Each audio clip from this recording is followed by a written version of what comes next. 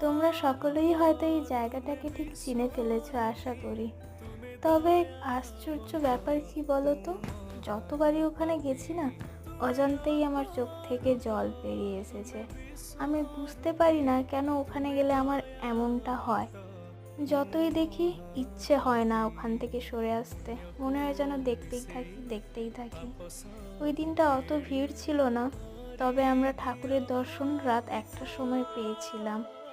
আর উপরের দিকে আকাশের দিকে যখন তাকাই, কি সুন্দর এক ঝাঁক পাখি ওই মন্দিরের চূড়ায় এসে বসছে, কি অপূর্ব দৃশ্যটা লাগছে। আর ওখান থেকে হাঁটা দিলাম একটু সমুদ্রের দিকে।